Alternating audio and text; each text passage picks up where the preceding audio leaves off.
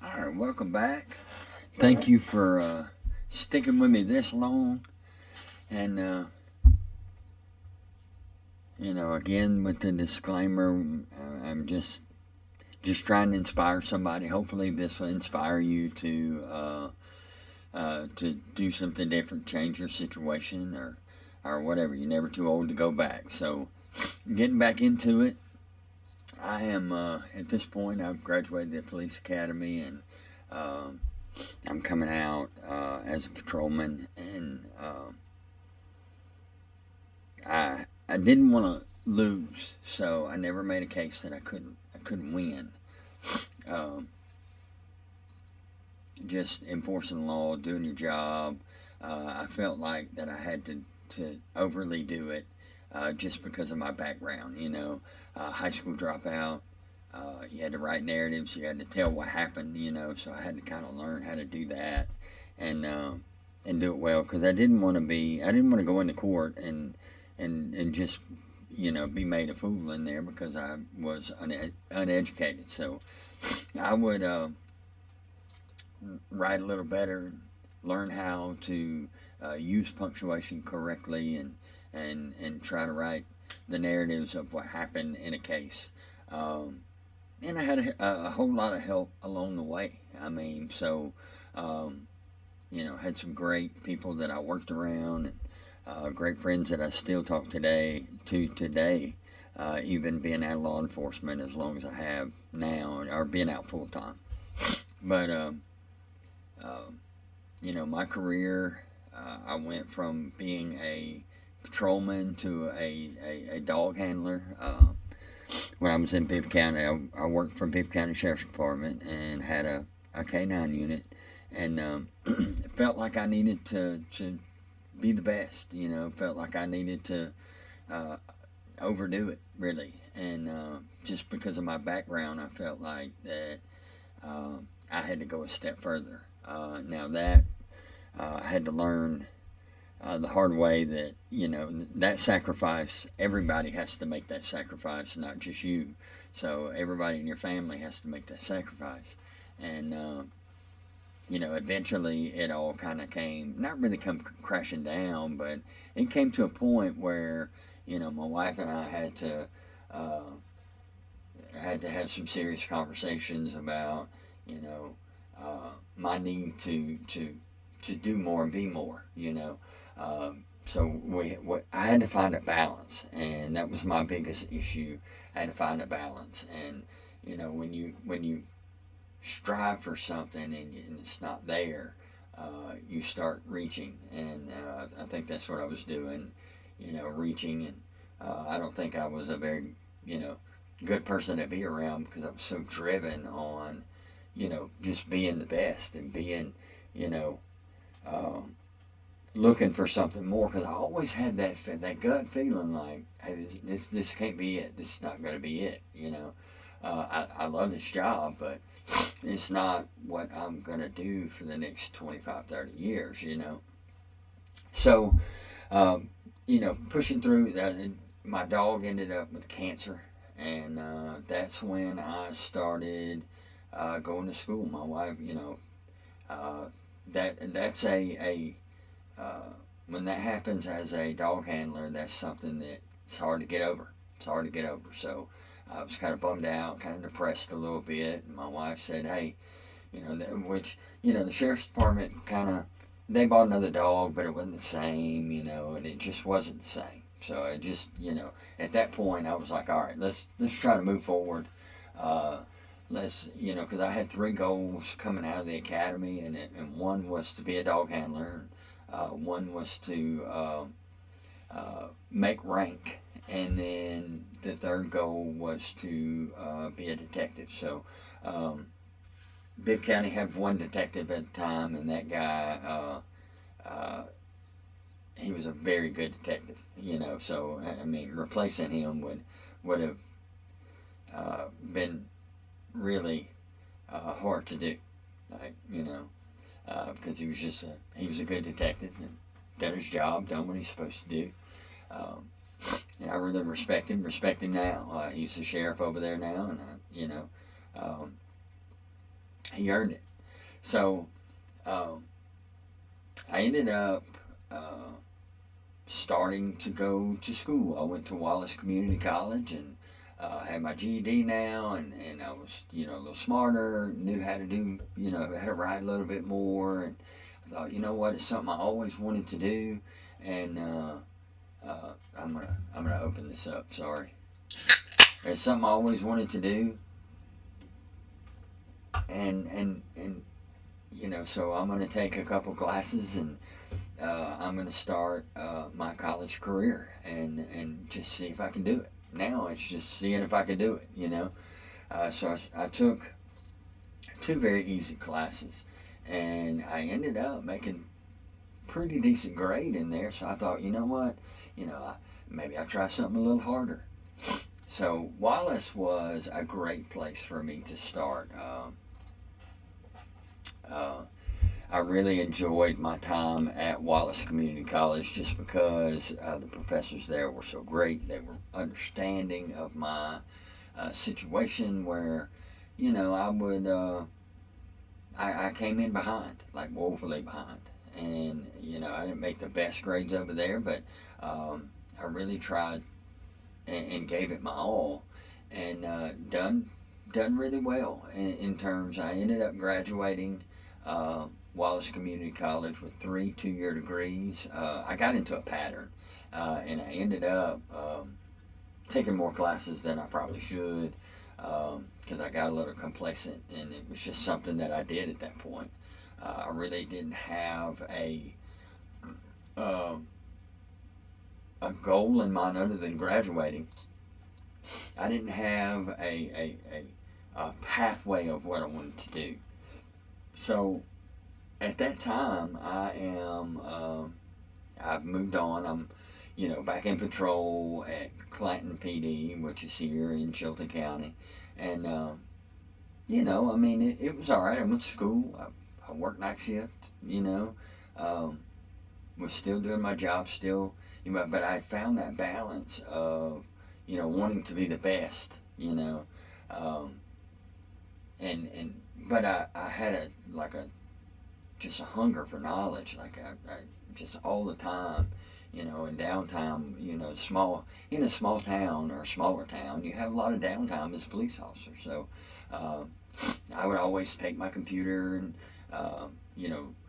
I'm not a big reader, but I watched, by then, YouTube has come out, and I'm watching YouTube videos and documentaries, and I'm learning things, and I'm going to school and doing my work, but now the professors there, they understood like my situation.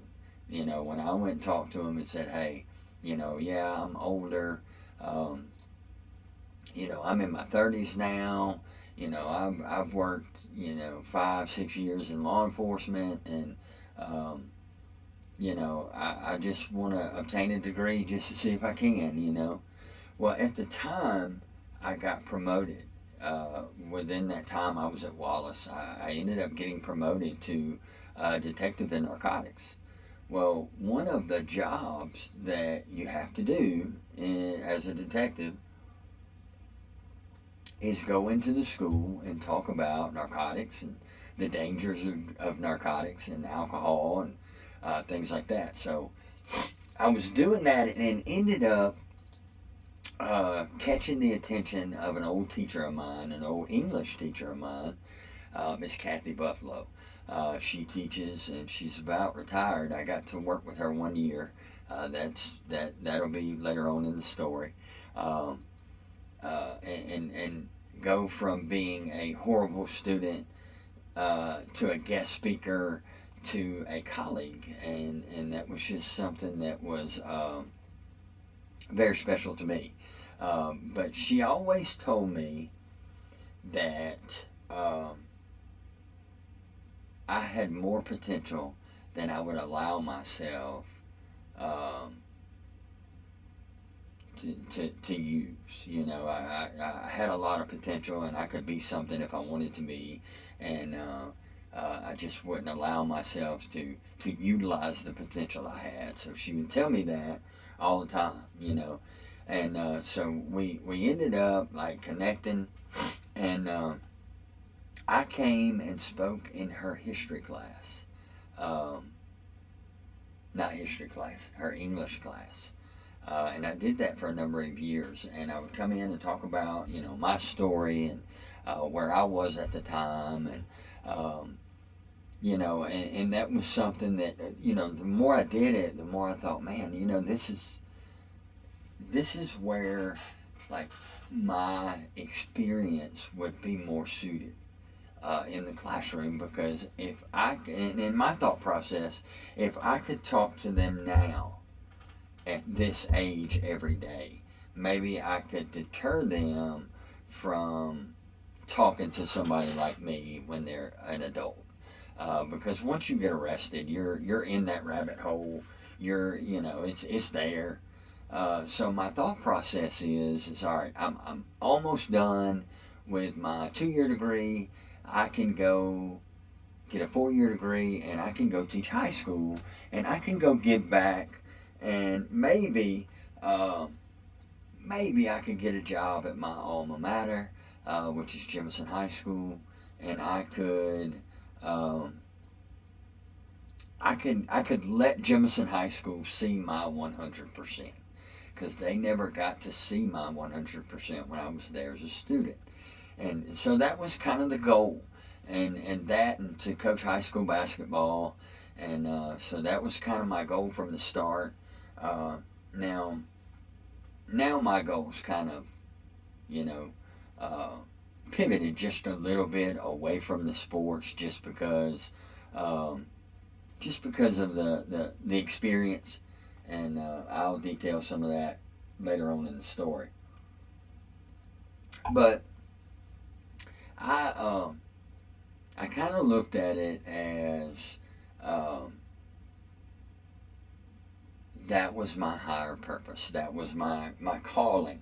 That was where I needed to be. So through prayer and through the help of my wife. My wife is a teacher at this point. She's graduated, with her master's degree, and she's teaching.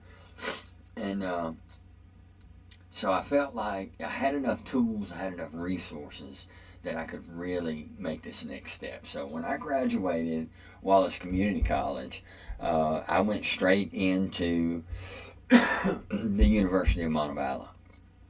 And the University of Montevallo is a liberal arts college here in Shelby County, which is the next county up. So I'm about 30 minutes, maybe, from the University of Montevallo. And this is where it really got hard. It really got tough. Now, I had some good professors. Dr.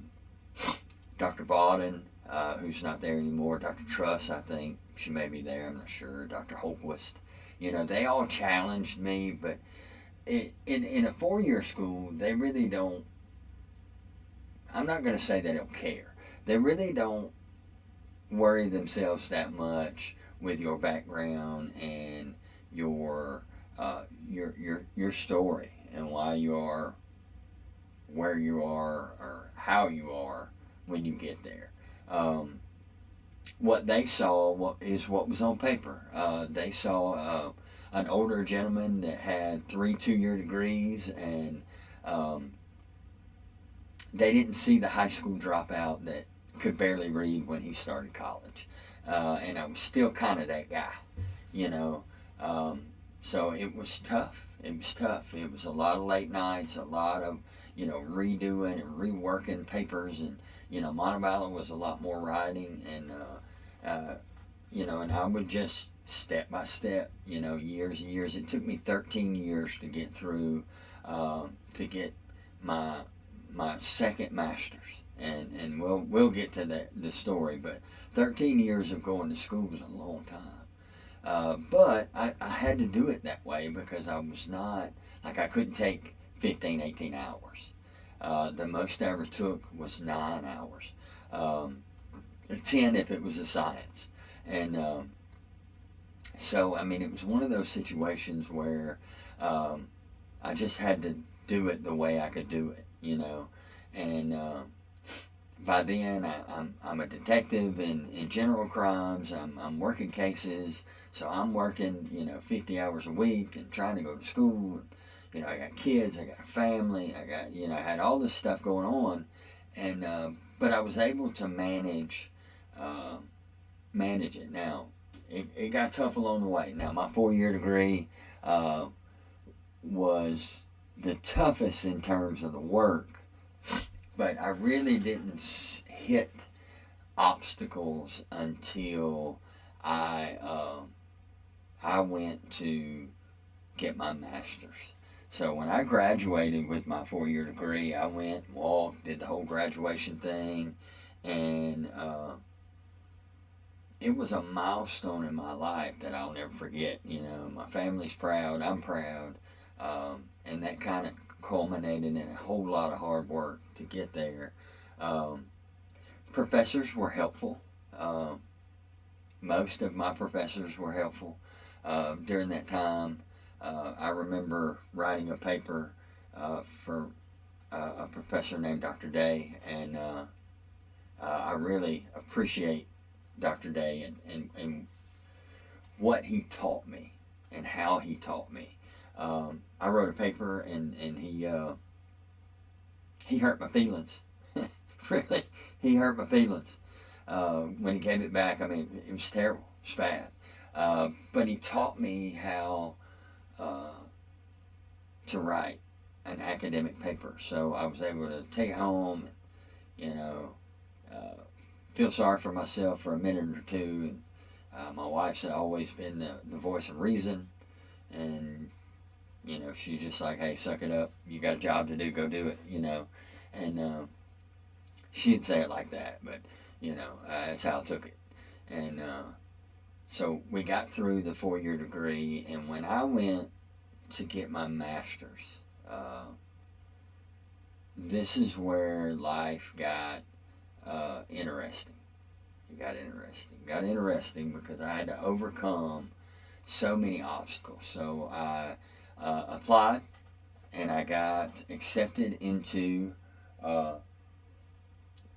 teacher education department. And, you know, you have to take a concentration. So I took my concentration. And the first 2 classes that I took as a, I guess, a postgraduate, you know, a graduate degree, in my graduate degree, I made 2 C's. 2 C's. It was not good. It's not good. So I get this letter in the mail, and it's not that I didn't take them seriously. I felt like I'm still kind of on a high from getting my 4-year degree, and you know, I just kind of went through the motions and went through the process. Ended up 2 C's. So my GPA is now like 2.0, and you got to have a 3.0 in to stay in that program until they changed the requirement. The state changed the requirement to a 3.25. So, and I've got a 2.0. All right. My undergraduate GPA is not very high because I'm still learning. I'm still trying to figure out, you know, how to write a paper and things like that. So I ended up getting a letter, got kicked out. So I went. There was a lady in the graduate office. I went and talked to her, and she was like, "Don't worry about it. This happens all the time. I'm gonna give you 2 semesters to bring it up. Put you on academic probation, 2 semesters." I said, "Okay." So I did. Ended up, you know, making A's and B's, and really kind of took it seriously, and started doing, you know, putting a little bit more into my work, kind of getting back into that, hey, I got to be the best. Got my GPA up to a 3.0 in 2 semesters, which is hard to do. And then I got kicked out again. And now I'm thinking, man, what in the world? What's going on here? So I go back up there. By then, you know, all the people that were there the first time were gone. And the lady that I talked to was like, you got to have 3.25. She said, but you're going to have to go back and get another undergraduate degree to get your graduate degree. And I was like, I'm not doing that. I'm not doing that. That undergrad degree was hard, and I'm not going to do it. So I hit a wall, and I went home. So Montevallo ended up calling back and saying, "Hey, we can get you in as a counselor, uh, graduate study student, but you're going to have to come up here for like 8 hours a day, take these classes." I said, "I can't do that. I got a job and bills, mouths to feed, and all these things." So, it was one of those situations where, like, I felt like I had went as far as I could go. Like with my education, I got a 4-year degree. I can be proud of that. I've got a great job. Good retirement, good insurance. Uh, but I always had that feeling in the pit of my stomach that was like, you got to do more. You got to do there's a little more. There's a little more in there. There's a little further you got to go. And so anyway, I said no to that. Then I was just kind of perusing the internet one night and found Liberty University. And shout out to Liberty University. If anybody from Liberty University watches this, I could not be prouder of my time at Liberty University. Go Flames! So I transferred to Liberty University, and they were the professors were very understanding. I would conference call, and I would write emails and kind of give them my backstory and how far I'd come, and they were very understanding, and it was great. So I went and I got a curriculum and instruction degree with a concentration in history.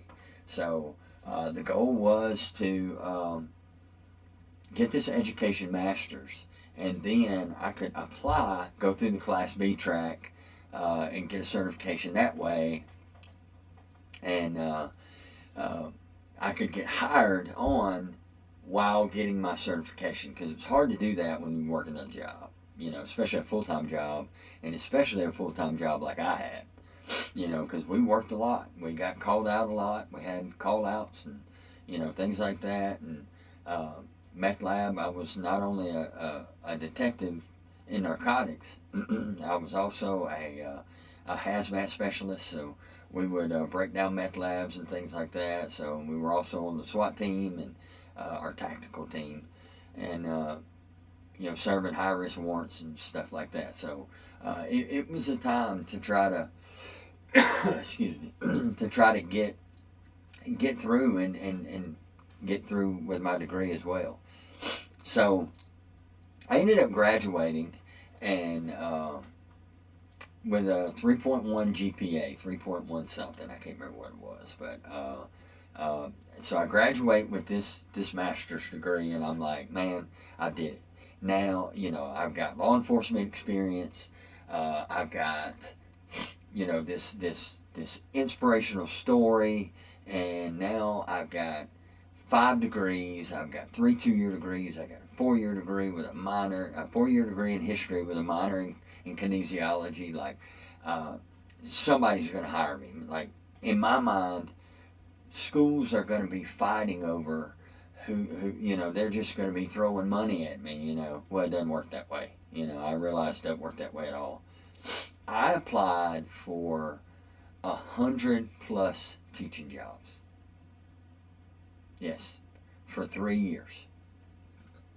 While I was going through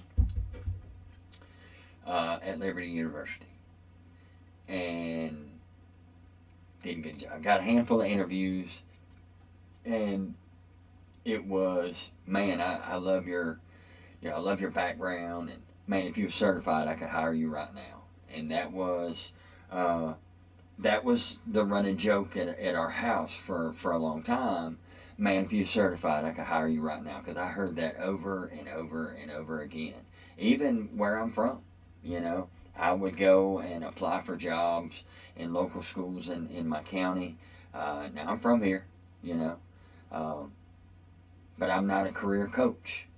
at this time. I'm a police officer and trying to be a teacher. So when I would go in and apply and interview, man, if you were certified, we'd hire you right now, man.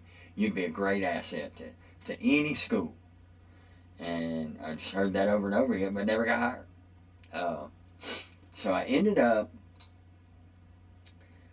graduating and went to a private school for a couple of years, stepped away from law enforcement, went to a private school where that private school shut down, so I had to go back to law enforcement. So I ended up going back to law enforcement as a code enforcement officer and then got promoted again back into the detective division. So now I've got an education master's degree and nobody will hire me. I'm applying for job after job after job. Nobody will hire me. And so anywhere within an hour of my house, never, there were a lot of jobs I just didn't get interviewed, didn't get a call back. So I'm ready to give up at this point. And at this point, we're going to stop and we'll pick it up in the next video where we go back to Montevallo and we do this all over again. So please like and subscribe to this channel. Again, we're trying to grow the channel, and I think we're one more video away from the end of my testimony, and I hope you've liked it so far.